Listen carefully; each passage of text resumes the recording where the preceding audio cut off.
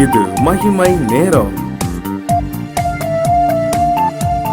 கிறிஸ்துக்குள் பிரியமானவர்களே, இந்த நாளிலே ஆண்டவர் மீது வைத்திருக்கிற நம்பிக்கையை குறித்து சிந்தித்து கொண்டிருக்கிறோம். பெரிய ராஜாக்கள், ஊழியர்கள், ஆண்டவருடைய சீடர்கள், இவர்களுடைய நம்பிக்கையை மட்டும்தான் ஆண்டவர் உயிர்ப்பித்தாரா, அல்லது இவர்கள் மட்டும்தான் ஆண்டவர் மீது நம்பிக்கை வைத்திருந்தார்களா, இவருடைய நம்பிக்கைக்கு மட்டும்தான் இரக்கம் கிருபை கிடைத்ததா அப்படின்னு பார்க்கும்போது இல்லை. இந்த உலகத்துல எந்த மூலை முடுக்கில் இருந்தாலும் அவர்களுக்கு ஆண்டவருடைய கிருபை, அவரை நம்பி வந்த, அவர் மீது விசுவாசம் வைத்த ஒருவரும் வெட்கப்பட்டு போனதில்லை, ஒருவரையும் தேவன் புறக்கணிக்கவில்லை. அந்த விஷயத்துல இன்னைக்கு நம்ம நாகமான குறித்து பார்க்கிறோம். நாகமானுடைய சரித்திரம் எல்லாருக்கும் தெரியும், பழைய ஏற்பாட்டில் இருக்கு. ஆனால் மாம்சத்தில் உயிர்த்த இயேசு கிறிஸ்து புதிய ஏற்பாட்டிலும் அவரை திருஷ்டாந்திரமாக அங்கே எழுதப்பட்டு வைத்திருக்கு. லூக்காஸ் விசேஷம் 4:27 சொல்லப்பட்டிருக்கிறது. எலிசா தீர்க்கதரிசியின் காலத்தில் இஸ்ரவேலுக்குள் அநேகம் குஷ்டரோகிகள் இருந்தார்கள், ஆகிலும் சீரியனான நாகமானே அல்லாமல் அவர்களில் வேறு ஒருவனும் சுத்தமாக்கப்படவில்லை. சீரியனாகிய இந்த நாகமானே அல்லாமல் வேறொருவனும் சுத்தமாக்கப்படவில்லை. ஏன் நாகமானுக்கு மாத்திரம் விடுதலை அப்படின்னு பார்க்கும்போது, இந்த நாகமான் அந்த வீட்டில் வேலை செய்த அந்த சின்ன குழந்தை சொன்னதை கேட்டு நம்பி, ஆண்டவரை நம்பி, ஆண்டவரால் எனக்கு சுகம் கொடுக்க முடியும் அப்படின்னு சொல்லி நம்பி வந்ததுனால, வாஞ்சையோட தேடி வந்ததுனால சுகத்தை பெற்றுக்கொண்டான். மகத்துவம் பொருந்திய ஆண்டவர் தேவன் நம்ம ஒவ்வொருவரும் அவரை தேடி வர வேண்டும் என்று விரும்புகிறார். மாம்சத்துல வெளிப்பட்ட அந்த காலத்துல எருசலேம்ல பார்த்தீங்கன்னா, அந்த ஜனங்களுடைய நிர்விசாரத்தை பார்த்து அவர்களுக்கு ஒன்றும் போதிக்கிறதுக்கு சொல்றதுக்கு விருப்பப்படாம ஆண்டவர் அப்படியே கடந்து செல்லுகிறத பார்க்கிறோம்.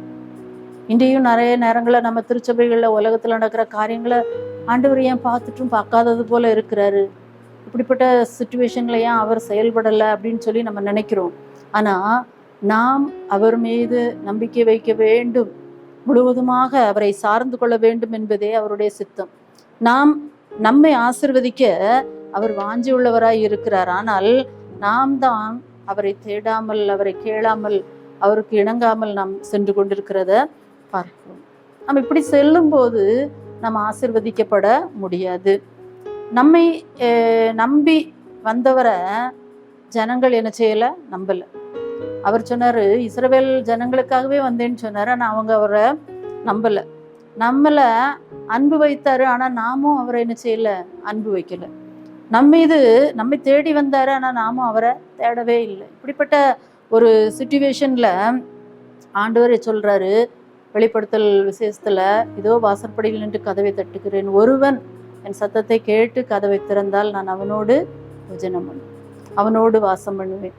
ஆண்டவர் கதவை உடைச்சிட்டு வர்றவர் அல்ல, தட்டி கொண்டே இருப்பார், காத்திருக்கிறார், பொறுமையாய் காத்திருக்கிறார். இந்த மாம்சத்தில் உயிரோடு எழுந்த இயேசு கிறிஸ்து நம் பாவத்தை போக்க நம்மை முற்றிலுமாக தாழ்த்துகிறார். இன்று ஊழியம் செய்கிற காரியங்களை பார்க்கும்போது எத்தனை ஆத்துமாக்களை மீட்டு கொண்டோம், எத்தனை ஆத்துமாக்களை ஆதாயப்படுத்தியிருக்கிறோம் என்று பெருமை. ஆனால் அவர் ஊழியம் செய்யும்போது எல்லா இடங்களிலும் மௌனம், மிகுந்த பொறுமையோடு மௌனமாக அடக்கத்தோடு அவர் காணப்பட்டதை பார்க்கிறோம். சும்மா போற இடத்துலலாம் கண்ட மனுஷங்களெல்லாம் பிடிச்சி பேசணுன்னே அவர் பேசலை.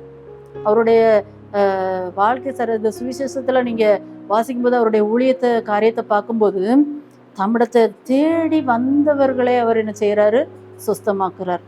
தம்மிடத்துல வந்து பேசினவங்களுக்கு பதில் சொல்றார். தம்மிடத்துல வந்து விசாரித்த சீடர்களிடத்துல வந்து பாருங்கள்னு சொல்றார். அவருடைய நோக்கமே நாம் அவரை நம்பி அவரிடத்தில் சேர வேண்டும் என்பதே.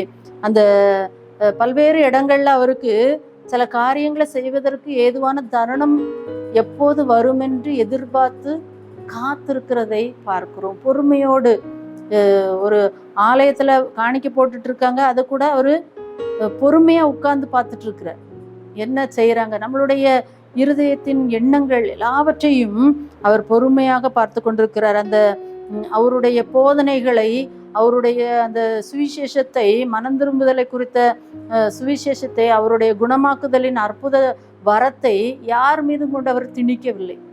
யார்கிட்டையும் போய் அவராக போய் சுகத்தை கொடுக்கல, அவராக போய் வந்து சுவிசேஷத்தை திணிக்கலை. எப்படியாக மழை நீர் வந்து பள்ளமான இடத்துல போய் சென்று சேருதோ அதே போல நம்முடைய ஆத்மா வாஞ்சையா இருக்கும்போது தவனமுள்ள ஆத்மாக்களே அவர் என்ன செய்யறாரு, தண்ணீர் கொடுக்குறாதான். தாகமுள்ளவன் மேல் தண்ணீரையும் வறண்ட நிலத்தின் மேல் ஆறுகளையும் ஊற்றுவேன்னு வேதம் சொல்லுகிறது. நாம நம்முடைய வாஞ்சையை, நம்முடைய நம்பிக்கையை, நம்முடைய எதிர்பார்ப்புகளை நாம் அவரிடத்துல வைக்க வேண்டும் என்பது அவருடைய சித்தம். எத்தனையோ குருடர்கள் அங்க இயேசு கிறிஸ்து நடந்து போகையில வழியருக இருந்தாங்க. ஆனா ஒரு குருடன் மட்டும் சொல்றாரு, தாவீதின் குமாரனே எனக்கு இறங்கும் என்று கத்துக்கிறாரு. அதை கேட்ட உடனே ஆண்டவர் அவனுக்கு என்ன செய்யறாரு, விடுதலைய கொடுக்குறாரு. இப்போ ஏன் எல்லாரையும் குணமாக்கல, அவரு எல்லாருக்கும் கடவுள் தானே, எல்லாரையும் குணமாக்கி இருக்கலாமே அப்படின்னு சொல்லி நாம நினைக்கலாம். அது தெய்வ முறை அல்ல. எவ்வளவு கிருபை உள்ளவராக இருந்தும், எவ்வளவு இரக்கமுள்ளவராக இருந்தாலும் நாம அவரிடத்துல போய் கேட்கணும் அப்படிங்கிறது தான் அவருடைய விருப்பம். நாம எதுவுமே கேட்காம அவர் எதையுமே செய்ய மாட்டார். எத்தனையோ அதிசயமான காரியங்களை அறிவும் உணர்வும் இல்லாத சிருஷ்டிகளிடத்துல அவர் நிறைவேற்றிக்கிறார், நடத்தி வர்றாரு.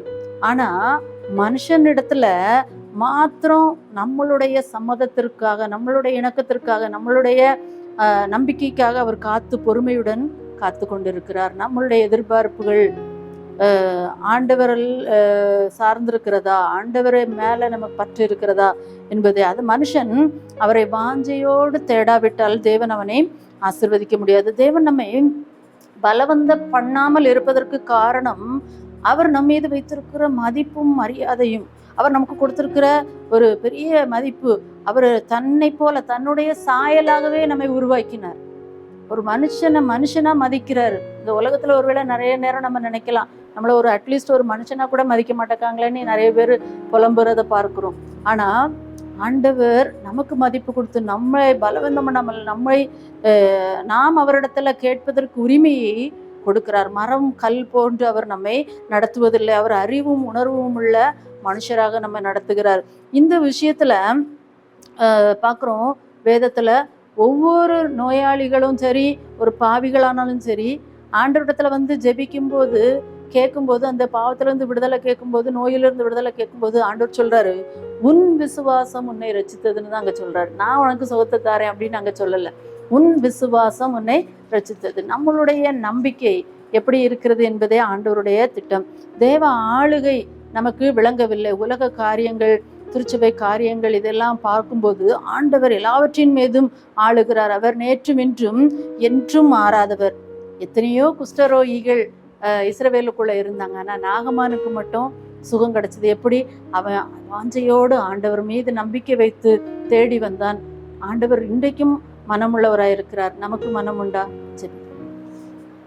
அன்பின் தகப்பனே, ஆண்டவரே, இந்த நாகமானை போல ஆண்டவரே, ஒருவேளை புறஜாதிகளாகிய எங்களுக்கும் நாங்களும் ஆண்டவரே, ஒருவேளை ஆண்டவரே ஒரு ராஜாவாக ஷீடராக இல்லாத ஒரு சாதாரணமான எந்த ஒரு மனிதராய் இருந்தாலும் உம்மை நம்பி வந்தவர்கள் ஆண்டவரே, உம்மீது நம்பிக்கை வைத்தவர்களுக்கு ஆண்டவரே நீங்க விடுதலை கொடுக்குறீங்கப்பா. அந்த விடுதலை இந்த உலகத்தில் உள்ள எல்லா பிள்ளைகளும் ஆண்டவரை உணர்ந்து கொள்ள, சுதந்திரித்து கொள்ள உதவி செய்யுங்க. இயேசுவின் மூலம் ஜெபிக்கிறோம் நல்ல பிதாவே. ஆமென்.